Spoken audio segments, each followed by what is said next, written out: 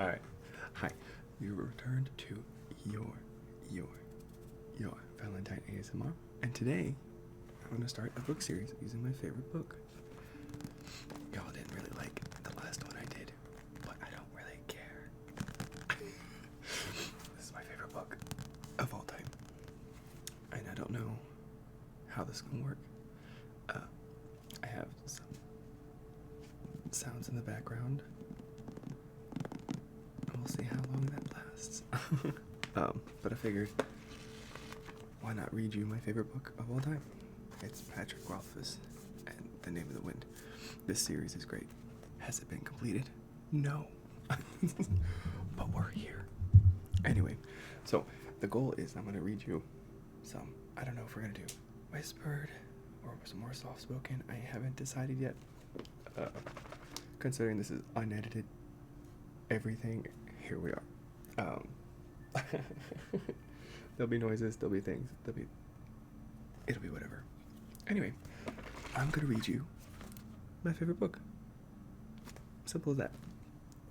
This is in awful condition. This is like my 5th copy of this book. And this one lived in my car for a year. It's seen better days.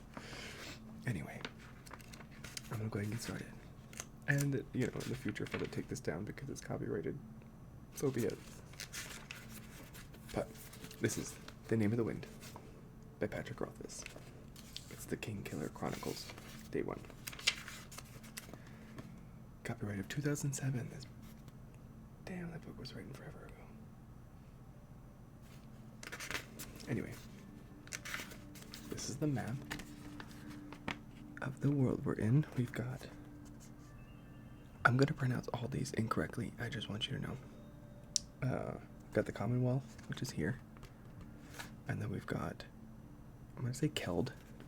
Keld up here. Keld. And then Modig is over here. Which I don't think we really deal with a lot of that in the first book. Ventus is here. I want to say we spend a lot of time in this book over here in the Commonwealth, if I remember correctly. But yeah, so this is the map. Good long hard look. Okay. I'll read you the prologue. Also, forgive me, they're so tiny. Like, there is so much book here.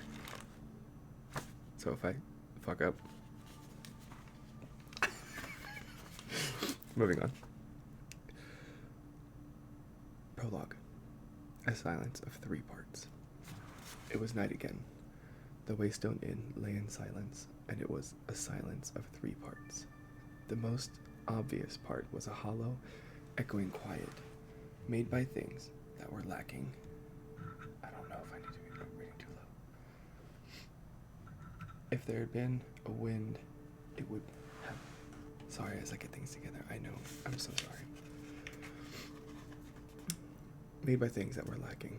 If there had been a wind, it would have sighed through the trees, set the inn sign creaking on its hooks, and brushed the silence down the road like trailing autumn leaves. If there had been a crowd, even a handful of men inside the inn, they would have filled the silence with conversation and laughter, the clatter and clamor one expects from a drinking house during the dark hours of night. If there had been music, but no, of course there was no music. In fact, there were none of these things, and so the silence remained. Inside the Waystone, a pair of men huddled at one corner of the bar. They drank with quiet determination, avoiding serious discussions of troubling news. In doing this, they added a small, sullen silence to the larger hollow one, made an alloy of sorts, a counterpoint. The third silence was not an easy thing to notice. If you listened for an hour, you might begin to feel it in the wooden floor underfoot and in the rough, splintering barrels behind the bar. It was in the weight of the black stone hearth that held the heat of a long dead fire It was in the slow back and forth of a white linen cloth rubbing along the grain of the bar. And it was in the hands of the man who stood there, polishing a stretch of mahogany that already gleamed in the lamplight. The man had true red hair, red as a flame. His eyes were dark and distant, and he moved with the subtle certainty that comes from knowing many things. The waystone was his, just as the third silence was his. This was appropriate, as it was the greatest silence of the three. Wrapping the others inside itself, it was deep and wide as autumn's ending. It was heavy as a great river-smooth stone. It was the patient, cut flower sound of a man who was waiting to die. I love it. Okay, so that's the prologue. Kind of sets the scene, as a prologue does. And I'm sorry, I'm going to read through these and we're going to talk about it because I'm going to call this series ASMR Book Club. And it's not even going to be like super ASMR-y. It's going to be like just hanging out but reading. And I kind of want to reread this book anyway, so we get to do review and digest it. I really love the way Patrick wrote that whole thing. It was really, really cool. Moving on. Chapter 1. A Place for Demons. Oh, I guess I'll just show you before A Place for Demons. We've read exactly one page. Okay. A Place for Demons. It was felling night, and the usual crowd had gathered at the Waystone Inn. 5 wasn't much of a crowd, but 5 was as many as the Waystone ever saw these days, times being what they were. Old Cobb was filling his role as storyteller and advice dispensary. The men at the bar sipped their drinks and listened. In the back room, a young innkeeper stood out of sight behind the door, smiling as he listened to the details of a familiar story. You're over here. When he awoke, Taborlin the Great found himself locked in a high tower. They had taken his sword and stripped him of his tools. Key, coin, and candle were all gone. But that weren't even the worst of it. You see, Cobb paused for effect, 'cause the lamps on the wall were burning blue.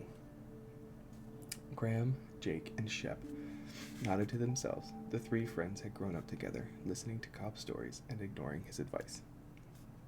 Cobb peered closely at the newer, more attentive member of his small audience, the smith's apprentice. Do you know what that meant, boy? Everyone called the smith's apprentice boy, despite the fact that he was a hand taller than anyone there. Small towns being what they are, he would most likely remain boy until his beard filled out or he bloodied someone's nose over the matter. The boy gave a slow nod. The Chandrian. That's right, Cobb said approvingly. The Chandrian. Spelled Chandrian. Chandrian. Like chandelier. Chandrian. Everyone knows that blue fire is one of their signs. Now he was cut off. But how'd they find him? The boy interrupted. And why didn't they kill him when they had the chance? Hush now, you'll get all the answers before the end, Jake said. Just let him tell it. No need for all that, Jake, Graham said. Boy's just curious. Drink your drink. I drank me drink already, Jake grumbled. I need another. I need another. But the innkeeper's still skinning rats in the back. He raised his voice and knocked the empty mug hollowly on the top of the mahogany bar. Hoy! We're thirsty men in here. I would give you more effect, but I'm trying to keep it quiet. The innkeeper appeared with 5 bowls of stew and 2 warm, round loaves of bread. He pulled more beer for G.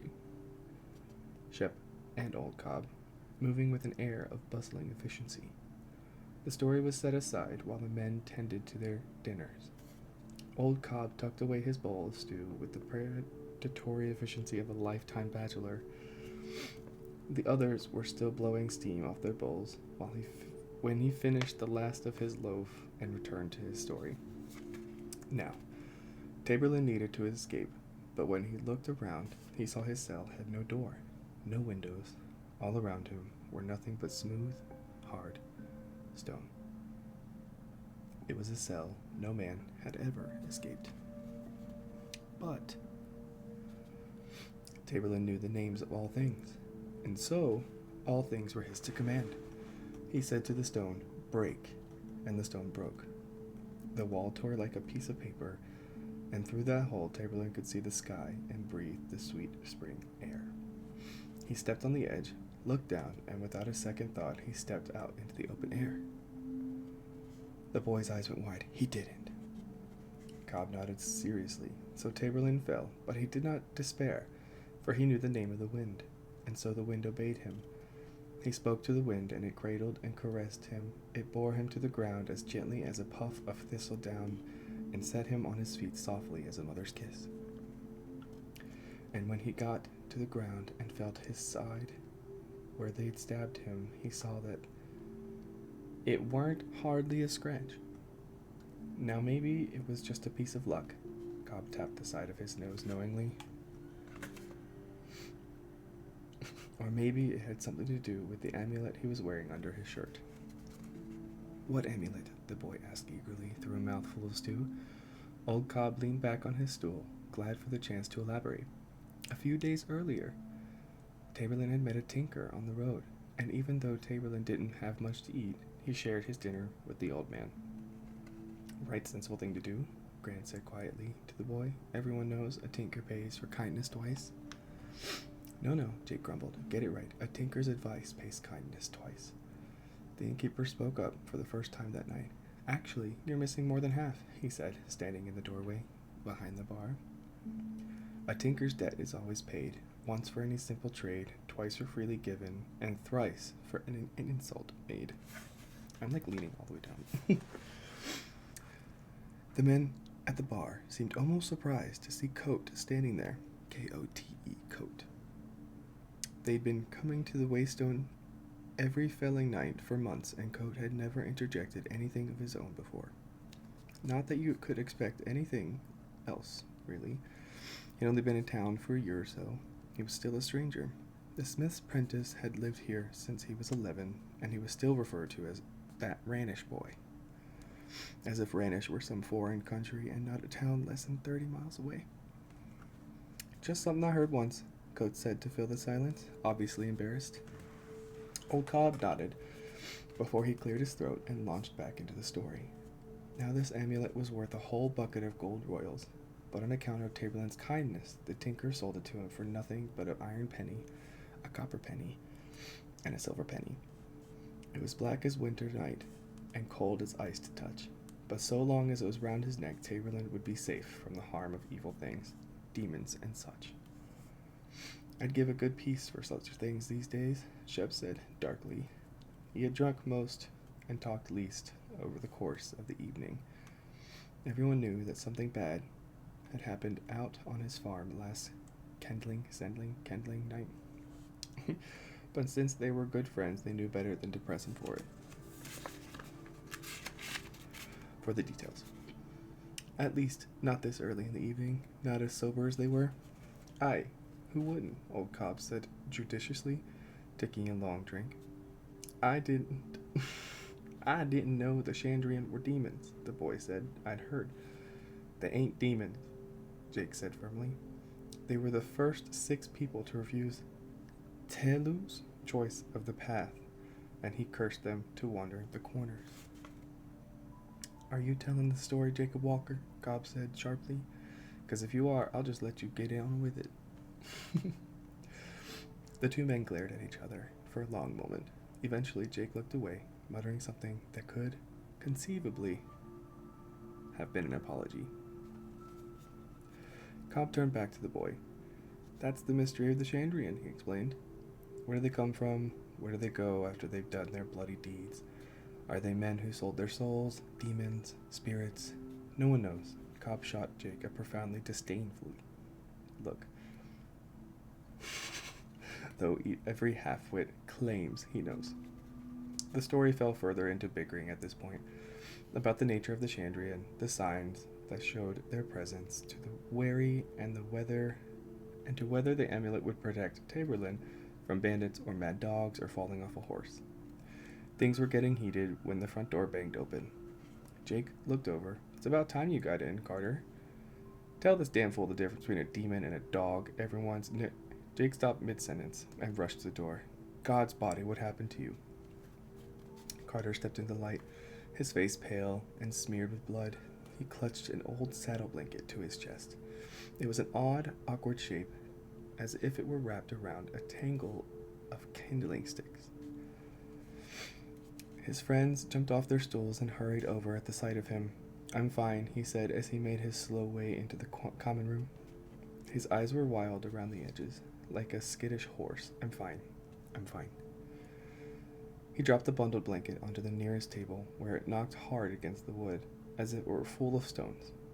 His clothing was crisscrossed with long, straight cuts.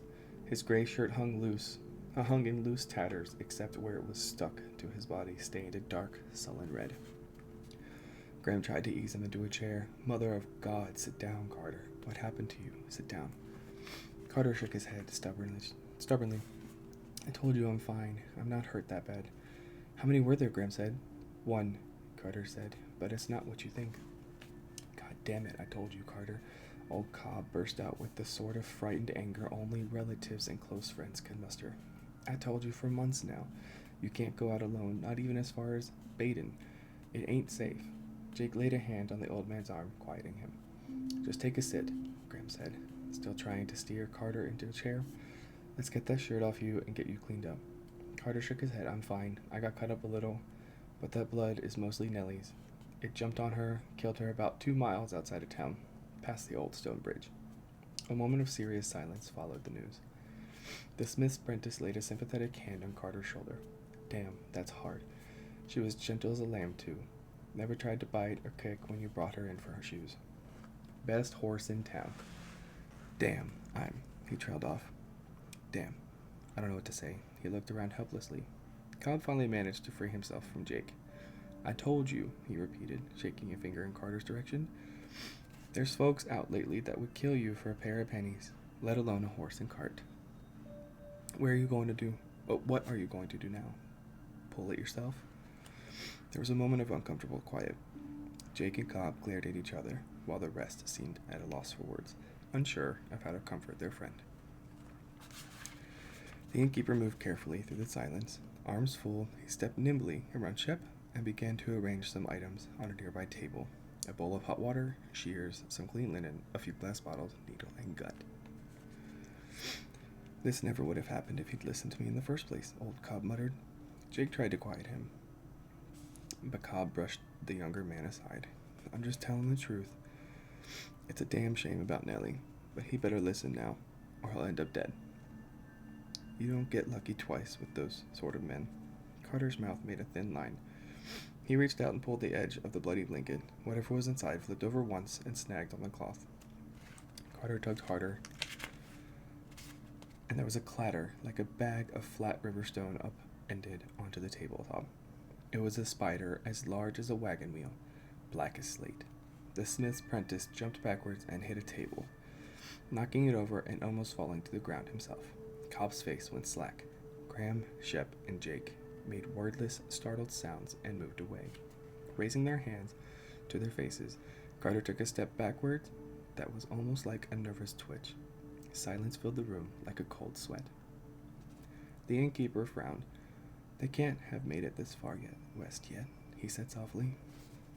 If not for the silence, it was unlikely anyone would have heard him, but they did. Their eyes pulled away from the thing on the table to stare mutely at the red-haired man. Jake found his voice first. You know what this is? The innkeeper's eyes were distant. Scrael. That's spelled S-C-R-A-E-L. He said distractedly. I thought the mountains. Scrael, Jake broke in. Blackened body of God. Coat, you've seen these things before? What? The red-haired innkeeper looked up sharply, as if suddenly remembering where he was. Oh, no, of course not. Seeing that he was the only one within arm's reach of the dark thing, he took a measured step away. Just something I'd heard. They stared at him. Do you remember the trader that came through about 2 span ago? They all nodded. Bastard tried to charge me 10 pennies for a half a pound of salt, Cobb said reflexively, repeating the complaint for perhaps the 100th time. Wish I'd bought some, Jake mumbled. Graham nodded a silent agreement. He was a filthy shim, Cobb spat, seemingly to find comfort in the familiar words. I might pay 2 in a tight time, but 10 is robbery. Not if there are more of those on the road, Shep said darkly. All eyes went back to the thing on the table. He told me he'd heard of them over near Melcombe, Cope said quickly, watching everyone's faces as they studied the thing on the table. I thought he was just trying to drive up his prices. What else did he say? Carter asked. The innkeeper looked thoughtful for a moment, and then shrugged. I didn't get the whole story. He was only in town for a couple hours. I don't like spiders, the smith's apprentice said. He remained on the other side of the table, some 15 feet away. Cover it up. It's not a spider, Jake said. It's got no eyes. It's got no mouth either, Carter pointed out. How does it eat? What does it eat? Shep said darkly. The innkeeper continued to eye the thing curiously. He leaned closer, stretching out a hand. Everyone edged even farther away from the table. Careful, Carter said. Its feet are sharp like knives. More like razors, Coate said. His long fingers brushed the thing's black, featureless body. It's smooth and hard, like pottery. Don't go messing with it, the smith's apprentice said. Moving carefully, the innkeeper took one of the long, smooth legs and tried to break it with both hands, like a stick. Not pottery, he amended. He set it against the edge of the table and leaned his weight against it. It broke with a sharp crack. More like stone. He looked up at Carter. How did it get all these cracks? He pointed at the thin fractures that crazed the smooth black surface of his body. Nellie fell on it, Carter said. It jumped out of a tree and started to climb all over her, cutting her up with its feet. It moved so fast I didn't even know what was going on. Carter finally sank into the chair at Graham's urging. She got tangled in her harness and fell on it, broke some of its legs. Then it came after me, got on me, crawling all over. He crossed his arms in front of his body, his bloody chest, and shuddered. I managed to get it off me and stomped it as hard as I could. Then it got on me again. He trailed off in his face, ashen. The innkeeper nodded to himself as he continued to prod the thing. There's no blood, no organs, it's just gray inside. He poked it with a finger, like a mushroom. Great Telu. Just leave it alone. The smith's apprentice begged. Sometimes spiders twitch after you kill them. Listen to yourselves, Cobb said, scathingly. I can read. Spiders don't get big as pigs. You know what this is. He looked around, making eye contact with each of them. It's a demon. They looked at the broken thing. Oh, come on now, Jake, he said, disagreeing mostly out of habit. It's not like... He made an inarticulate gesture. It can't just... Everyone knew what he was thinking. Certainly, there were demons in the world, but they were like Telu's angels. They were like heroes and kings. They belonged in stories. They belonged out there. Tamerlane the Great called up fire and lightning to destroy demons. Telu broke them in his hands and sent them howling into the nameless void. Your childhood friend didn't stomp one to death on the road to Baden-Brist.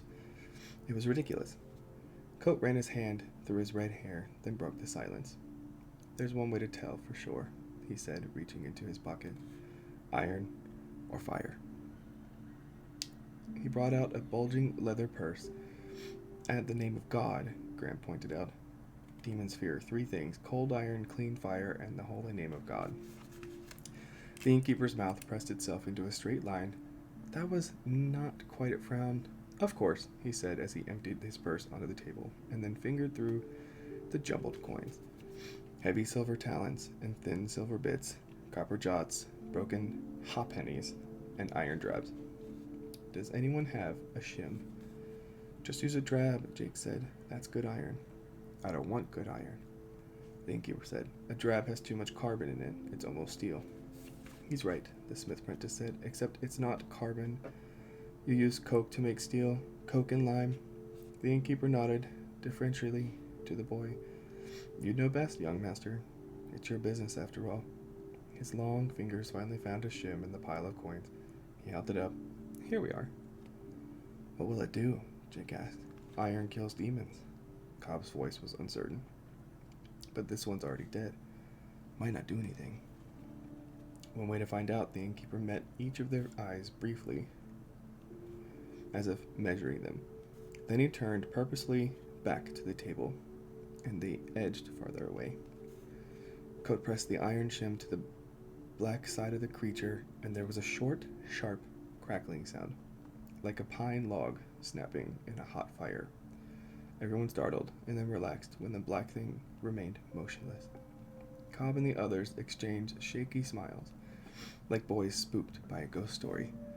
Their smiles went sour as the room filled with the sweet, acrid smell of rotting flowers and burning hair. Ooh.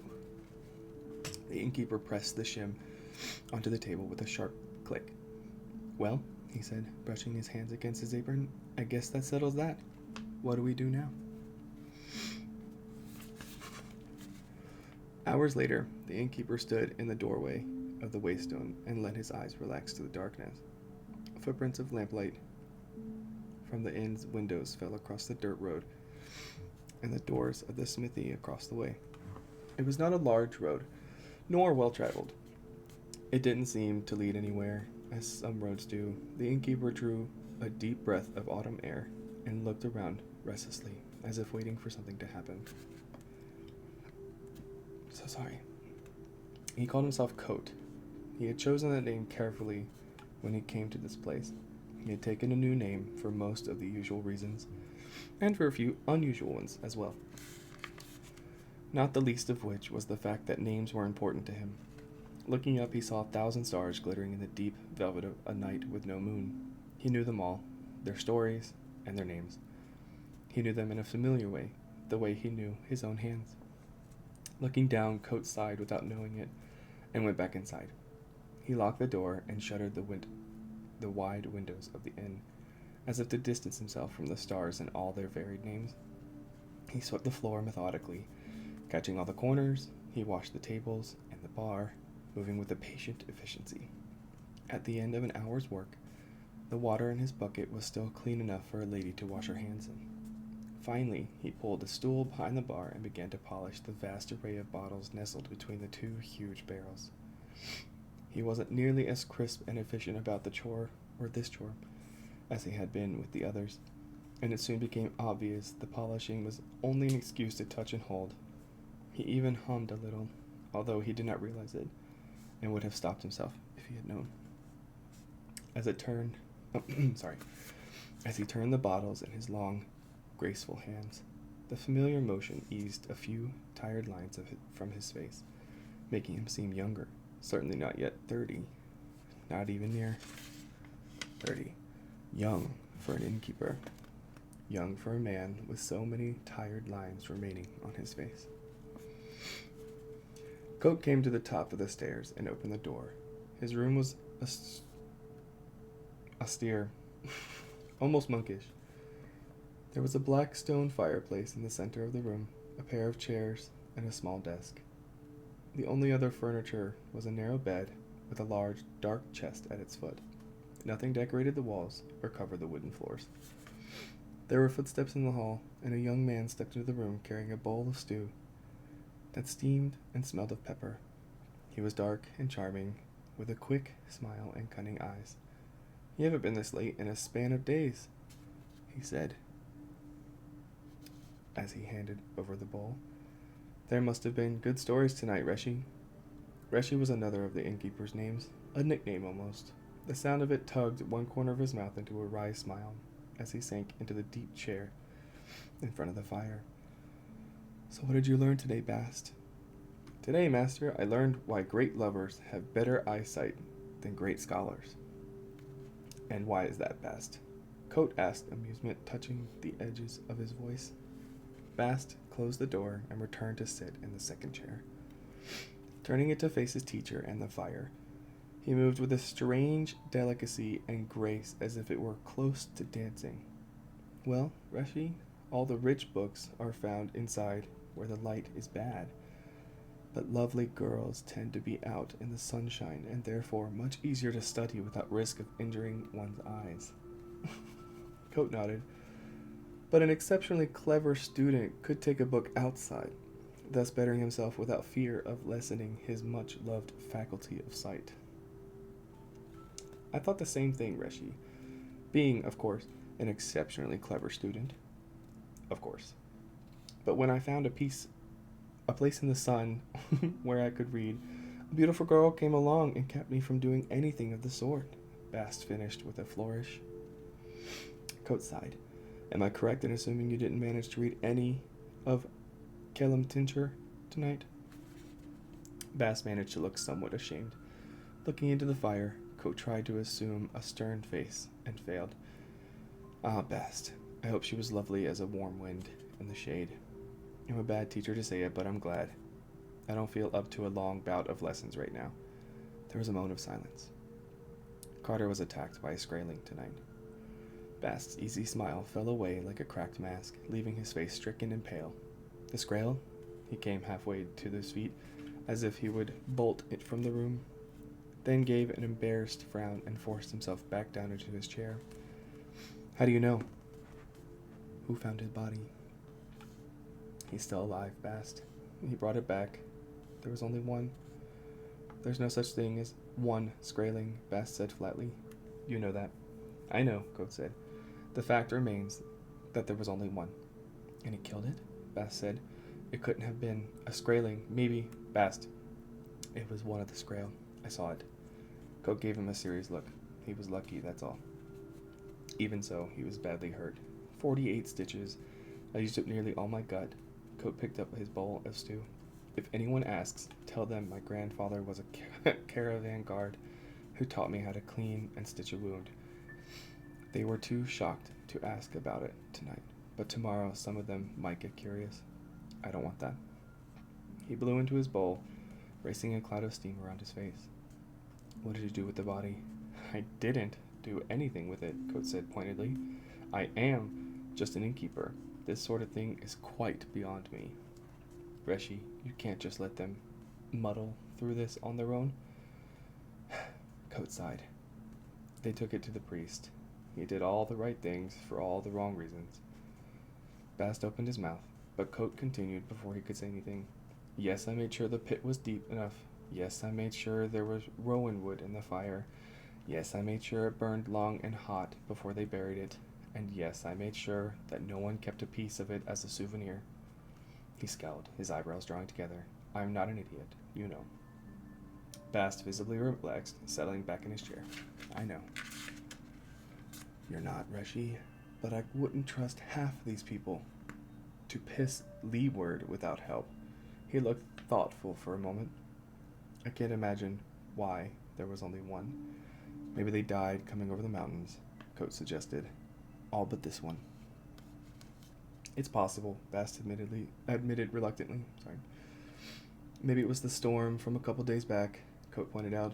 A real wagon tipper, as we used to say back in the troop. All the wind and rain might have scattered one loose from the pack. I like your first idea better, Reshi, Bast said uncomfortably. 3 or 4 Skrael would go through this town like a hot knife through butter. More like several hot knives through several dozen farmers, Bast said dryly. These people can't defend themselves. I bet there aren't 6 swords in this whole town. Not the swords would do much good against the Skrael. There was a long moment of thoughtful silence. After a moment, Bast began to fidget. Any news? Coat shook his head. They didn't get the news tonight. Carter disrupted things while they were still telling stories. That's something, I suppose. They'll be back tomorrow night. It'll give me something to do. Coat poked his spoon idly into the stew. I should have bought the Skraeling from Carter, he mused. He could have used the money for a new horse. People would have come from all over to see it. We could have had some business for a change. Bast gave him a speechless, horrified look. Coat made a pacifying gesture with the hand that held the spoon. I'm joking, Bast. He gave a weak smile. Still, it would have been nice. No, Reshi, it most certainly would not have been nice, Bast said emphatically.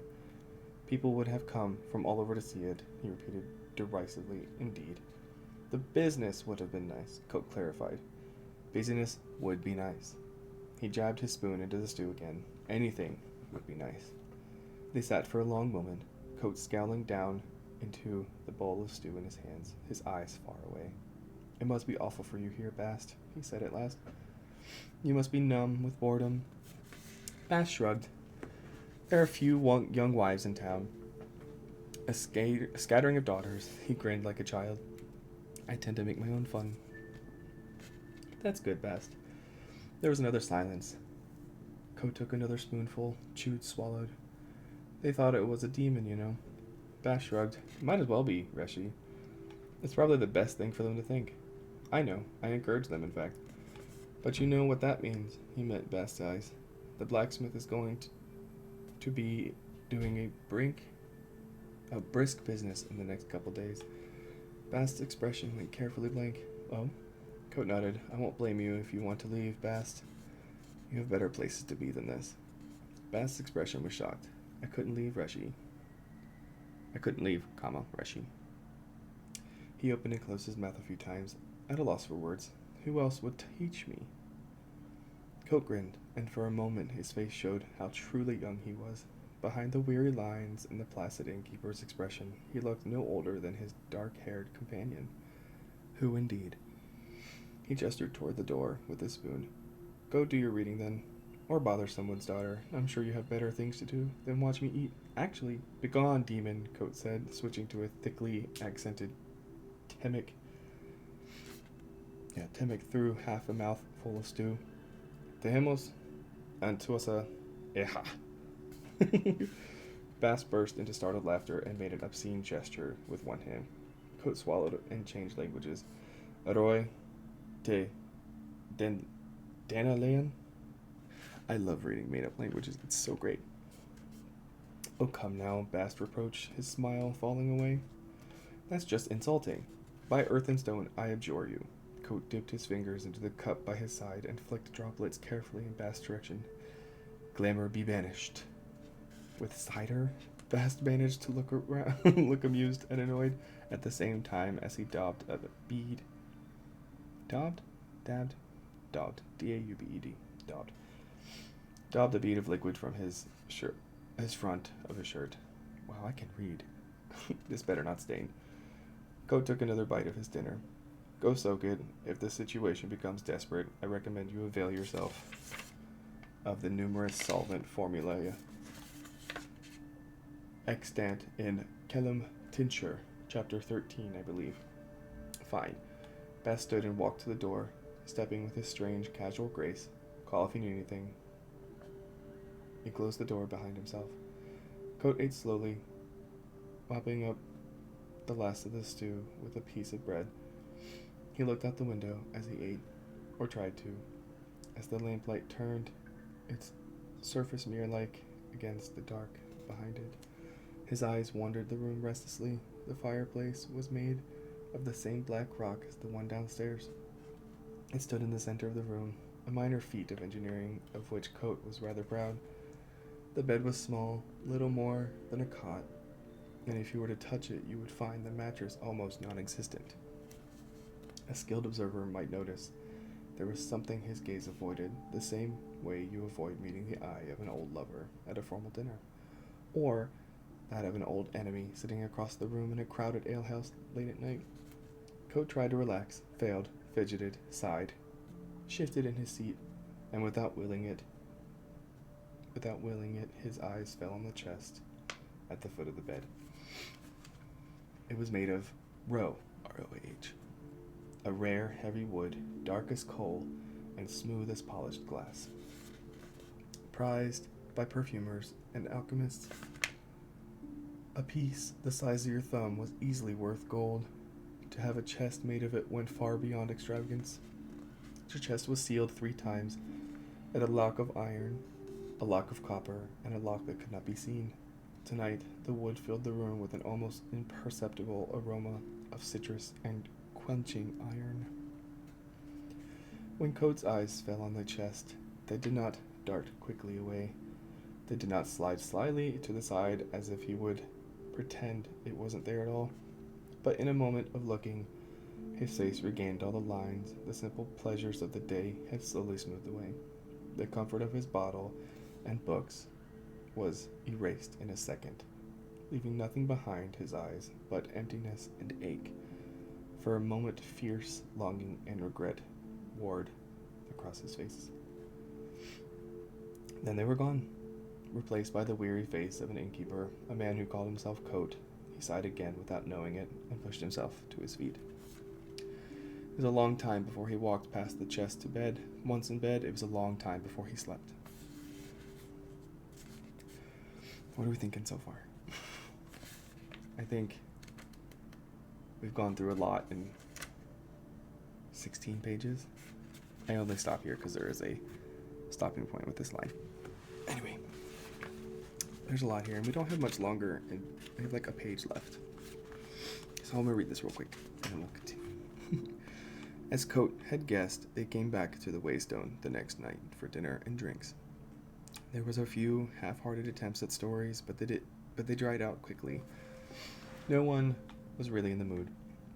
So it was still early in the evening when the discussion turned to matters of greater import. They chewed over the rumors that had come into town, most of them troubling the penitent, I can read. The penitent king was having a difficult time with the rebels in Reykjavik. This caused some concerns, but only in a general way. Reykjavik was a long way off, and even Cobb, the most worldly of them, would be hard-pressed to find it on a map.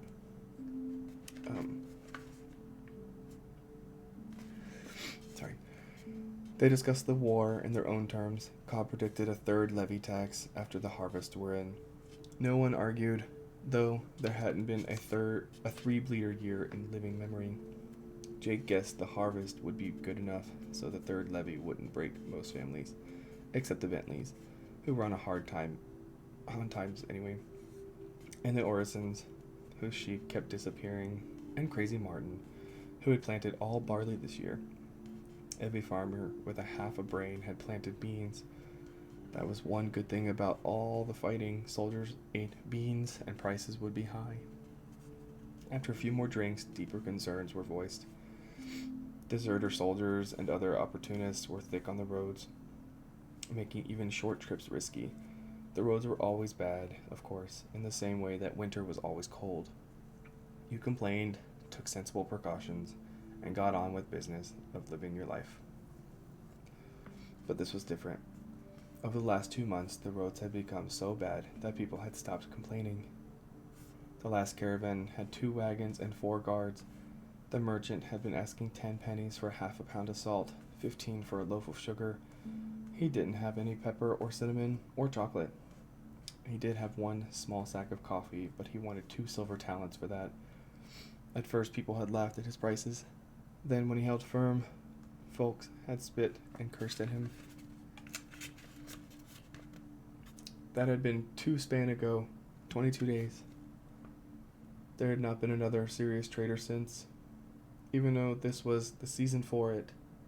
So despite the third levy tax looming large in everyone's minds, people were looking in their purses and wishing they'd bought a little something just in case the snow came early. No one spoke of the previous night, of the things they had burned and buried. Other folk were talking, of course.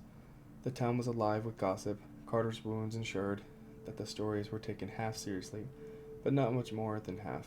The word demon was being spoken, but it was with smiles half hidden behind raised hands.